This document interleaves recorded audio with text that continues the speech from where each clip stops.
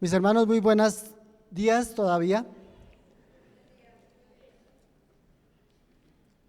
Es un gran privilegio estar aquí en este día, en esta mañana. Les cuento porque yo creo que la mayoría no saben, esta mañana cuando llegamos a este lugar, no sé si ustedes son detallistas, pues se dieron cuenta que uno de los vidrios del Salón de la Bella está roto. Por ahí puse una publicación, los que están en el grupo de los servidores, y yo creo que en ese grupo estamos la gran mayoría. Habían unas piedras contra estos vidrios, había medio bloque ahí. Se nota que en la madrugada, más o menos, por lo que pudimos ver en los videos, como a las 2 de la mañana cogieron a piedra a la iglesia a unos chicos que pasaban borrachos. Pero como hablábamos con el pastor Nicolás, algo estamos haciendo bien. ¿O será simplemente borrachos que de pronto alguien quería entrarse? Pero a mí lo en especial en el video que mandé, esto me hablaba de algo muy importante, y es la gran responsabilidad que nosotros como iglesia tenemos delante de Dios con esas personas. Porque yo no sé de qué parte lo sacó el Señor, porque espero que lo haya sacado de algún lugar, porque si todavía está caminando ahí, vamos a mirar qué es lo que pasa. Yo no sé de dónde lo sacó el Señor, pero yo sé de dónde me sacó a mí. Y yo sé que no soy mejor de los que estaban allá, de los que pasaron echándole piedra a este lugar, no soy mejor que ellos. Y me voy a demorar un poco en la introducción de mi tema, porque prácticamente, y me voy a mover, no sé si alguien está filmando aquí, pero cuando estamos en el mundo, eso es lo que pasa, de allá era lo que estábamos. Pero si hay alguien que se conmovió y nos habló del Señor, algo tuvo que haber sucedido en nuestra vida. En Juan capítulo 3, el Señor está hablando con Nicodemo y habla sobre el nuevo nacimiento, ¿verdad? Y él le dice Nicodemo, le dijo, ¿cómo puede un hombre? El 3, le respondió Jesús y dijo, de cierto, te digo que el que no naciere de nuevo no puede ver el reino de Dios. Están en su conversación, pero ¿qué es nacer de nuevo? ¿Cómo podemos definir la palabra nacer de nuevo? Según las estadísticas que hay, en estadísticas de la iglesia, se dice que de 100 personas que hay en un lugar, digamos de 100 personas que estamos aquí, espero que no sea aquí, que sea otro lugar, pero de 100 personas, tan solo el 25% ha nacido de nuevo. Tan solo el 25%. Los demás les ha gustado la prédica, que es más o menos lo que viene a ser ahora, que es mucho más positivismo, de reclamación, de declaración. Muchos otros les gusta la alabanza, porque en un lugar es más movida, porque en este sí, porque en este cantan coros y en este no, en fin. Porque les gustan más los salones de los niños, ¿verdad? Pero les gustan otras cosas, pero no han nacido de nuevo. ¿Qué es nacer de nuevo? Y para allá iba mi introducción, para acá va mi introducción. Cuando uno está en el mundo y si alguien le comparte de Cristo, en el momento en que nosotros estamos en el mundo, esta vida la ocupa uno, cada uno de nosotros. ¿Quién manda en mi vida? Yo mando en mi vida. Por eso si uno no mandara su vida, a usted no le gustaba ni el alcohol, ni las drogas, ni el sexo ilícito, ni nada de esas cosas que ofrece el mundo, pues no le gustarían, porque finalmente de eso se trata la vida de uno, de que uno se dé, de que nosotros le demos satisfacción a nuestra carne, a esa carnecita que tenemos, de eso se trata. Pero cuando Cristo viene a nuestra vida, este trono, por eso la otra silla debió haber sido aquí, que estaba más feita, que es el trono de mi vida, pero el trono, esta fue la mejor silla que encontré, este trono pasa a cambiar de dueño. Debe ser así. Por lo general, lo que nos han mostrado hoy es que, Señor, ¿no ves que estoy con necesidad? ¿No ves que estoy enfermo? Yo reclamo mi sanidad, yo reclamo tus promesas y tu salvación. Porque solo en el momento en que Cristo viene a la vida es lo que se llama nuevo nacimiento. El nuevo nacimiento trae algo. La siguiente, El nuevo nacimiento implica una nueva relación con Dios. Quiere decir esto, que el Dios de mi imaginación se murió y que el Dios que está reflejado acá, el que me muestra la palabra, pasa a ser el centro de mi vida. El nuevo nacimiento implica un cambio en la naturaleza humana. Quiere decir que lo que estaba haciendo allá, ahora me aparto de eso porque tengo un nuevo Señor. Amén. Quiere decir que hay una nueva comprensión de la verdad bíblica. Quiere decir que la Biblia, yo no sé si usted antes de conocer de Cristo, si cuando usted estaba ya en la religión tradicional, yo no lo sé, pero lo que yo sí sé es que nosotros en la casa sí teníamos una Biblia y que esa Biblia me servía a mí para echar los recibos de la luz, para la plata, para, no sé, tengo que pagar algo de donde está, para no gastarme la Biblia. Que la Biblia es opcional, pero que la puedo dejar, finalmente si tengo ganas la cojo y si no, la puedo dejar de lado porque puede ser un libro cualquiera de información. Entonces adquiere una nueva verdad bíblica. Este es mi bosquejo. No voy a hacer eso con mi Biblia, ¿no? No voy a hacer eso con mi Biblia. También quiere decir que el nuevo nacimiento implica un nuevo propósito en mi vida. Las prioridades han cambiado. Ha habido algo nuevo en mí, lo cual antes de conocer de Jesús, iba haciendo lo que quería, pero en el momento en que conocí a Cristo, ahora Él es mi prioridad. ¿Por qué están estas sillas aquí? Hace un tiempo, en un sepelio, un pastor puso una ilustración y decía que cuando nosotros muriéramos cuando nosotros partiéramos de aquí, nosotros pasábamos a estar como en una sala de espera, porque todavía no seremos juzgados, porque la Biblia dice que será hasta los finales tiempos, ¿verdad? Pero entonces si estamos en esta sala de espera, hoy te quiero poner a pensar, mi querido hermano, hermana, amigo, el día que partas de esta tierra, cuando el Señor te llame y estés en esta sala de espera, al final de los tiempos, ¿cuál será tu destino? ¿Para dónde te irás? Siendo que la Biblia dice que solo tenemos 2 lugares para ir, no hay otro más. Te voy a decir algo, esta parte es muy importante. Te pregunto, ¿has nacido de nuevo? ¿Tienes una conciencia de pecado? ¿Tienes una conciencia de la grandeza de Dios, de la majestad de Jesús?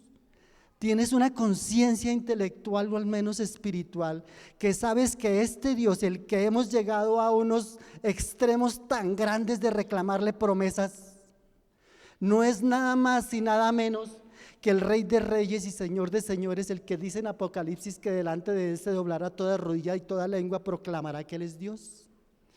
Que este Señor es el mismo Señor el que dice en el libro de los Hechos, vamos a verlo ahorita, que cuando el Señor fue ascendido, se fue al cielo, pero que en Apocalipsis, cuando Juan se pone a llorar porque no encuentra a nadie digno de abrir el libro, de abrir los sellos, el libro que está con los sellos, el Cordero inmolado es Él. ¿Cuál será tu destino después de que te llamen? Esa es mi introducción para este tema. ¿Por qué es tan importante? Porque de esto viene todo. Podemos durar años asistiendo a una iglesia y no haber nacido de nuevo. Ahora bien, como el título de la palabra, siguiendo con nuestra serie Discípulos más que creyentes, el título de esta palabra es Testificando con poder, verdad y compasión. ¿En qué momento se empieza el llamado a discipular? ¿Usted cree que se puede discipular sin haber nacido de nuevo? ¿Usted cree que uno puede ir a ser discípulos, a ganar a otros, solo con el conocimiento intelectual de Jesús, pero sin haber nacido de nuevo espiritualmente? Pues sí se puede. Y la prueba está en que Juan Wesley vino a Estados Unidos, estaba en Inglaterra, vino a Estados Unidos y no se había encontrado con Jesús. Hasta después, en Inglaterra, fue que él se dio cuenta de su necesidad de Cristo. Sí se puede, Se puede discipular sin haber nacido de nuevo. Pero lo primordial de esto es que necesitamos nacer de nuevo antes. ¿Cuándo se nace de nuevo? Cuando uno reconoce la grandeza de Dios, del Señor. ¿En qué momento se empieza a ser discípulo de Jesús? Cuando se acepta el llamado del Señor. Todo aquel que ha nacido de nuevo tiene el mismo espíritu que vivió en Jesús, que estuvo sobre los apóstoles, es el mismo espíritu que hoy en día nosotros tenemos. Amén. ¿Cuándo más? Cuando nuestra respuesta es acorde a ese discipulado. Porque Dios llama a todos a discipular, a evangelizar y a discipular, pero no todo el mundo lo hace. Cuando se ve un fruto en nosotros, que es el fruto del Espíritu, amor, gozo, paz, paciencia, benignidad, bondad, fe, mansedumbre, extrañamente, esa paz, la que el mundo ofrece, nunca vendrá. Y puedes pagar las citas de donde quiera, psicología, lo que fuera, pero algo sucede en Jesús extrañamente, y es que puede que estés llevado, como dice, llevando el bulto, como decimos a veces aquí, pero solo Él da una paz que no sabemos por qué es, porque eso no se puede discernir intelectualmente, eso solo viene espiritual. Puede estar enfermo, puede estar a punto de morir, puede tener la enfermedad más grave, pero tendrá una paz que solo Él puede dar. Amén. Bien, el discípulo tiene un aprendizaje continuo, siempre está aprendiendo. ¿De quién? De la palabra primero que todo, pero también se está dejando discipular de otros, porque un discípulo que no se deja discipular difícilmente podrá llevar a otros. Amén. Ok, como dije que la palabra se llamaba testificando con poder, verdad y compasión, vamos a mirar Hechos capítulo 1, versículo 8. Dice así la palabra, eso ya ese versículo no lo sabemos casi todos, testificando con poder. Versículo 1:8 dice, pero recibiréis poder cuando haya venido sobre vosotros el Espíritu Santo, y me seréis testigos en Jerusalén, en Judea, en Samaria, hasta lo último de la tierra. ¿Por qué es importante el poder del Espíritu? Porque el Espíritu Santo, sin el poder del Espíritu Santo, será muy difícil hacer discípulos. El Espíritu Santo lo que hace es que no nos delega de alguien, no es un mandamiento humano. Entendemos que con el Espíritu Santo lo que tenemos es un mandamiento o alguien que nos manda sobrenaturalmente. Es el Espíritu Santo dentro de nosotros que nos inquieta, que nos enseña, que nos lleva a discipular o a evangelizar. Amén. Bien, ahora bien, el Espíritu Santo es la fuente de poder. El Espíritu Santo es el que nos da a nosotros ese poder para ser testigos de Jesús, para ser testigos de Dios. Dice la palabra testigo significa que uno es testigo, que uno es testimonio de alguien o algo de lo que ha visto, de lo que ha experimentado, algo que puede dar fe de ello. Así como los discípulos fueron testigos oculares de la vida y muerte de Jesús y la resurrección de Jesús. Yo, y no sé usted, yo soy testigo del poder de Dios, porque cambió y transformó mi vida. ¿Eres testigo del poder transformador de Dios? Me gusta, esos poquitos amenes, pero me gustan, porque quiero decirle algo. Tengo una ilustración en que estuve averiguando aquí, creo que nuestra abogada se sintió un poquito mal y tuvo que salir. Pero en el Código Penal colombiano establece que una persona que ha tenido conocimiento de la comisión de un delito y no le denuncia a las autoridades competentes puede ser sancionada, dice el Código Penal colombiano, y en muchos casos privada de la libertad. Eso se le llama, privado de la libertad de 6 a 24 meses, eso se le llama complicidad y encubrimiento. Cuando uno es testigo de un delito y no lo denuncia, uno puede ser denunciado y uno puede ir a la cárcel. pasa algo. Si yo soy testigo del poder de Dios, si usted es testigo del poder de Dios y todos los que estamos aquí somos testigos del poder de Dios, porque decimos que Dios ha transformado nuestras vidas, usted sabe que la Biblia también tiene algo similar al Código Penal colombiano y está en Malaquías capítulo 3.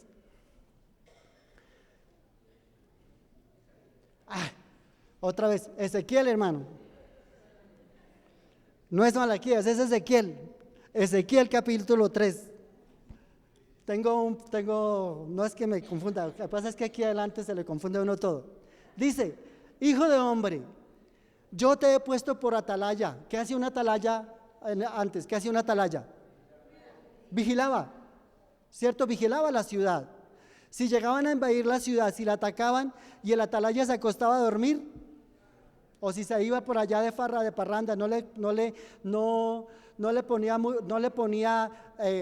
se apropiaba de su puesto e invadían la ciudad. Mire lo que dice: hijo de hombre, yo te he puesto por atalaya en la casa de Israel. Oirás pues tú la palabra de mi boca, habla el Señor, y los amonestarás de mi parte. Cuando yo dijera al impío, de cierto morirás, y tú no la molestares ni le hablares para que el impío se aperciba de su mal camino, a fin de que viva, el impío morirá por su maldad, pero su sangre demandará ¿de quién? De tu cabeza. Pero si tú le amonestares al impío y él no se convirtiere en su impiedad y de su mal camino, él morirá por su maldad, pero tú habrás librado tu alma. Él manda a que le hable, no a que lo convenza, pero necesita saberlo.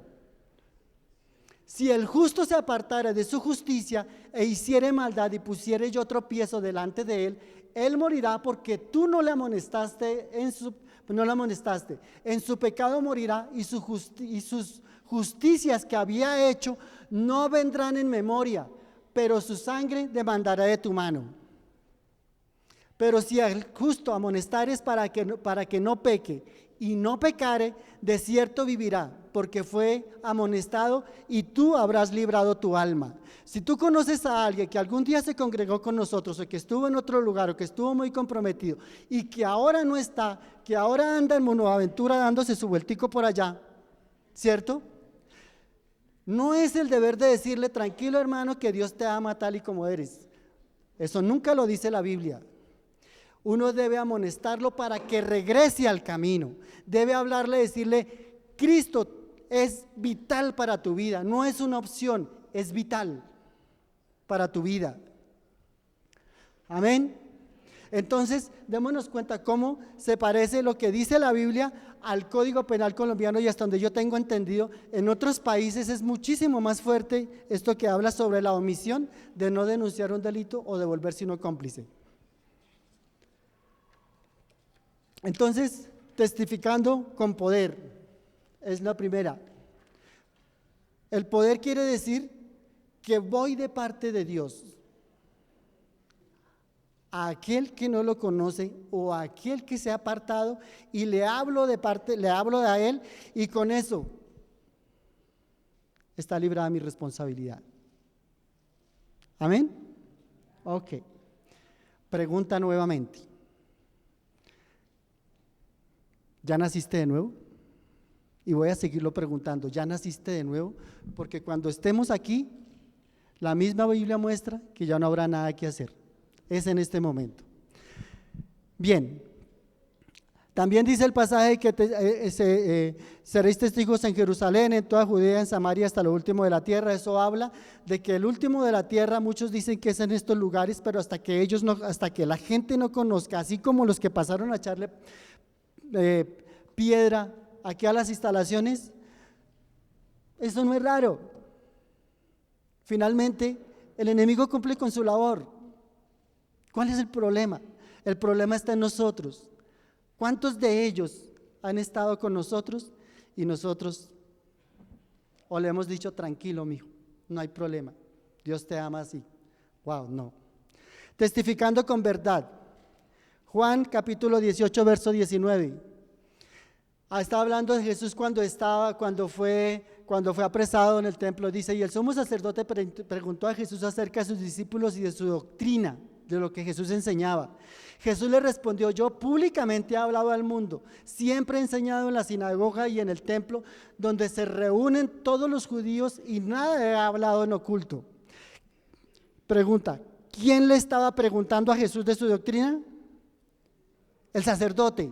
¿Quiénes eran los sacerdotes? Los conocedores de la ley, ¿cierto? ¿Qué tenían ellos? Ellos hasta ese tiempo no tenían sino únicamente los 5 primeros libros de la Biblia, que son, ¿cuáles son? El Pentateuco, no tenían más, pero esa era la ley, y en esa ley hablaba de que Jesús iba a venir a ellos, de que vendría un Salvador, el cual iba a redimirlos, iba a salvarlos a ellos. Jesús habló de algo que el mismo Padre ya había anunciado desde muchos siglos atrás, pero a ellos les ofendió. Pregunta, ¿la palabra de Dios hoy ofende? ¿Cierto que no? No ofende. Yo no sé usted, pero uno por lo general va y uno casi nunca sale de la iglesia a decir, Señor, hoy salí ofendido porque tú me... No, eso no sale, uno sale y dice, hoy salí yo ofendido, Señor. ¿Cómo me vas a decir? No, hoy salí ministrado, hoy sentí tu presencia.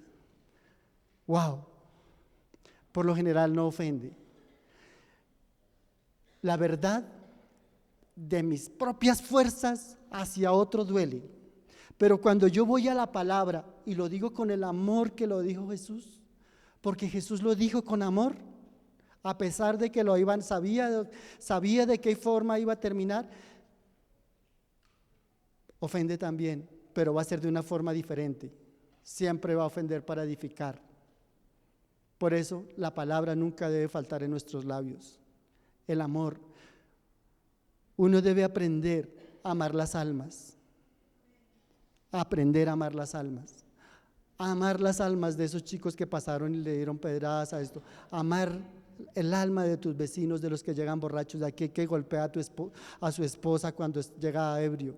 Amar esas almas, mis hermanos, porque si uno no ama el alma, si uno no ama esas almas, definitivamente nunca podremos ser ni discípulos. No podremos ser discípulos, mucho menos podremos ir a evangelizar, a compartirles.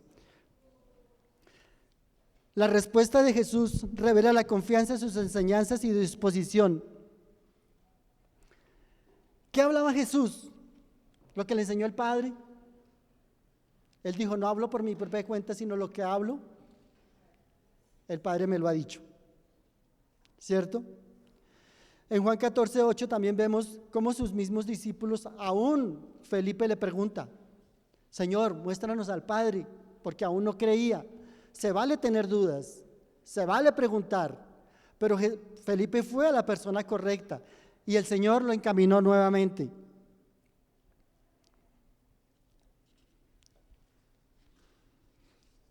Sigamos porque, y si seguimos con todo lo que tengo, testificando con compasión. En Mateo 17 dice el Señor, yendo a predicar diciendo, el reino de los cielos se ha acercado. El reino de los cielos. ¿Quién es el reino de los cielos? ¿O qué es el reino de los cielos? ¿Quién o qué? Jesús. Jesús es el reino de los cielos. El reino de los cielos se ha acercado. El reino de los cielos no era un lugar, el reino de los cielos es una persona, se llama Jesús, es Cristo el reino de los cielos. El reino de los cielos se ha acercado. Sanen enfermos, limpien leprosos, resuciten a los muertos, echen fuera a los demonios. Bien. ¿A usted no le parece eso como algo extraordinario? Que si aquel que ha nacido de nuevo, que tiene el Espíritu dentro de él, está capacitado para hacer eso. Esto no es solo para el pastor Nicolás, ni para el pastor Alberto, ni para el liderazgo. Realmente, si hemos nacido de nuevo, y vuelvo y digo, si hemos nacido de nuevo, esto es una realidad para cualquiera de nosotros. Por lo tanto, no sé si voy a decir una herejía, Pero cuando uno le dice uno le dice al Señor, Señor, ten misericordia de aquel que está enfermo, ten misericordia de mi vecino que tiene cáncer, ten misericordia de aquel. Yo soy la manifestación de la misericordia de Dios. Tú eres la manifestación de la misericordia de Dios. Nosotros somos los llamados para sanar al enfermo en el nombre de Jesús, teniendo siempre la conciencia de que si una persona no tiene salvación, yo no voy a decir reclamo tu sanidad, no. Cierta vez, alguien vino a buscar al pastor Carlos porque había alguien en la clínica Chía que estaba a punto de morir y que no sabían por qué no partía. Y era una familia que era muy católica, ya le habían llevado al sacerdote y en fin. Y el pastor Carlos dijo, yo no puedo ir, ya tenía una cita, un compromiso en Bogotá, dijo, yo no puedo ir. Dijo, le manda a Manuel. Dijo, wow, y uno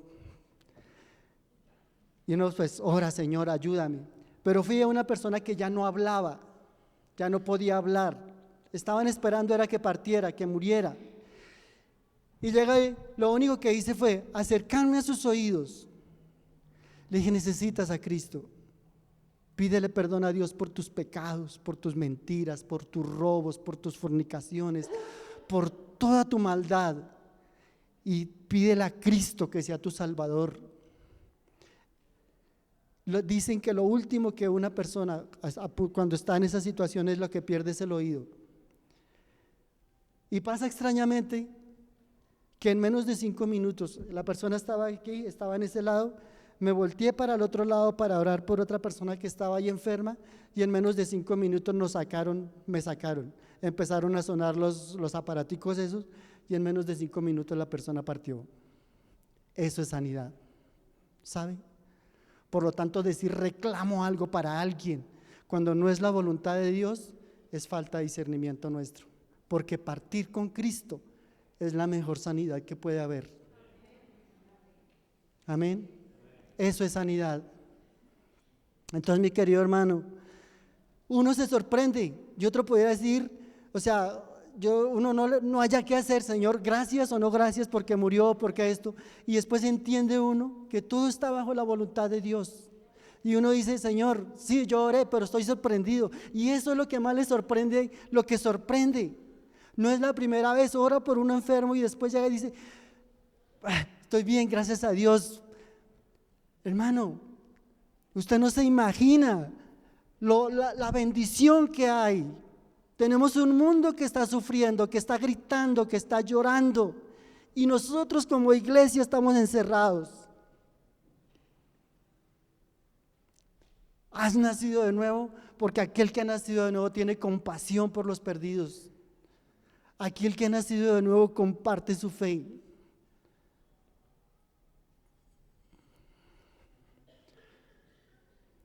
Dice que de la gracia de Dios es gratuita. Esto lo dio Dios por gracia. También dice que no debemos lucrarnos con la fe. Eso de que venga y pacte por su sanidad, de que venga y haga esto, eso es un lucro. Y eso delante de los ojos del Señor jamás debería ser así. La generosidad es un reflejo de Dios. Esto, el hecho de ir a otros, de proveer también para ellos, eso es la generosidad. Pero también tengo una pregunta, ¿por qué no evangelizamos? ¿Por qué nosotros no evangelizamos? ¿Por qué no se discipula? Se dice que una de las razones por las cuales la iglesia no discipula es justamente por eso, por la falta de conocimiento o de preparación. Hay muchas iglesias que no tocan o que se hacen, o muchos lugares más bien, donde se toca únicamente, como les decía, mensajes que tienen que ver más con la automotivación. Tú puedes, tú eres capaz, cosa que no sé, yo no puedo, yo no soy capaz, yo soy un inútil, que si no fuera por mi Señor que me da fuerza todos los días no estaría acá, por lo tanto yo no puedo. De Él es el que me levanta, Él es el que me da la autoridad. ¿Por qué la iglesia? Por falta de conocimiento y preparación. Y de eso los quiero animar. El próximo 30 de octubre, ¿no? Ah, sí estaban preparados. 30 de agosto, 30 de agosto, ya van 2 veces, próximo 30 de agosto.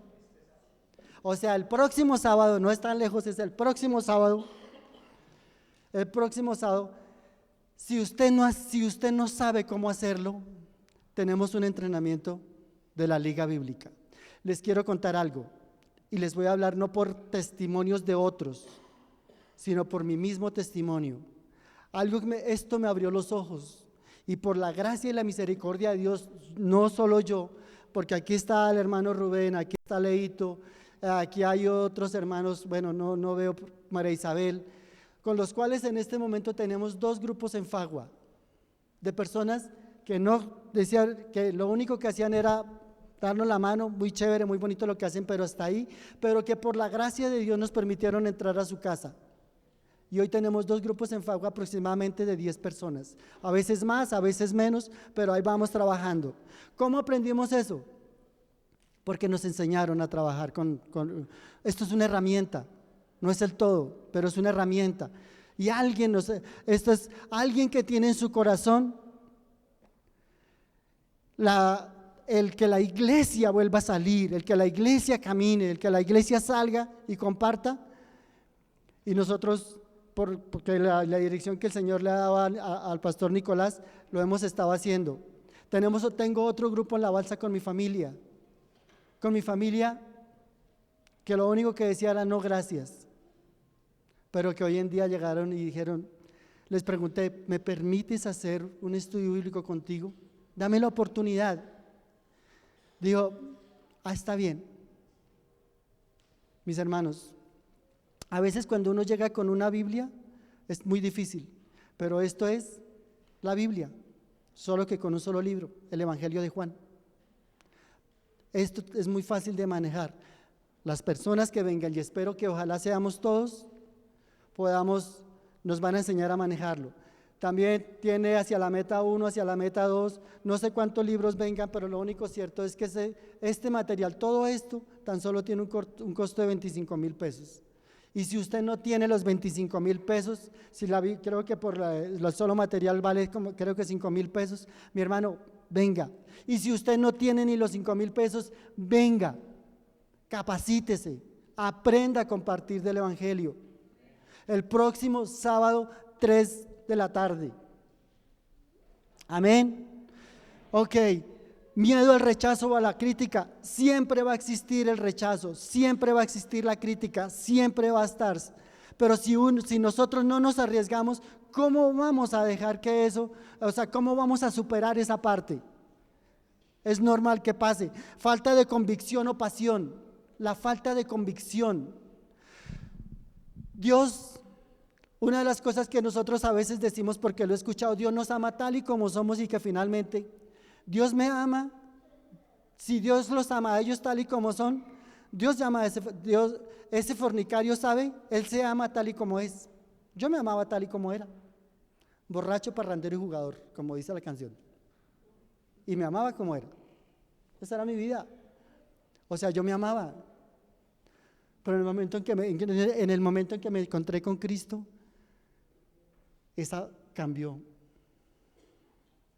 Porque Dios no ama a ese borracho, parrandero y jugador. La Biblia dice que Él hace nuevas todas las cosas, todo. Y Él hace nuevas criaturas. Eso lo dice Él. ¿Has nacido de nuevo? Por falta de discipulado personal. No sé cuántos, si pudieran levantar su mano aquí y le dijeran, si yo les preguntara, ¿a usted quién lo está discipulando? Y yo creo que el 95% de las personas que estamos aquí diríamos, a mí nadie, ¿cierto? Pero cuán difícil es a veces acercarse a alguien que no quiere ser discipulado. Cuán difícil es extraer de las personas para que llegue y diga, como dice el pastor Alberto, te invito a tomar un tinto. No hay tiempo para eso, porque no son sus prioridades. Por influencia cultural. Mis hermanos, testificando con testificando con poder, verdad y compasión. Hoy te invito que tengas compasión en tu corazón, en tu espíritu por aquellos que se pierden. Y si tú has venido a esta casa y la primera vez y no te has encontrado con Jesús, te invito a que pienses en esto. Nosotros no sabemos, si hay algo incierto en la vida, es la vida misma. Nosotros no sabemos ni la fecha ni la hora en que el Señor nos va a llamar. ¿Qué va a pasar un minuto después de que partas y estés acá, si no has conocido a Jesús? Y si llevas años asistiendo a este lugar y no has nacido de nuevo, y cuando estés en este lugar, vas a ver lo vital que era conocer de Cristo. Ya no habrá nada que hacer. Es en este momento. El tiempo es ahora y el tiempo es ya. Y eso nos lleva a que lo que he aprendido, yo lo pueda ir a otros y darlos y sentir esa compasión en mi corazón. Amén. Te invito a que te pongas de pie.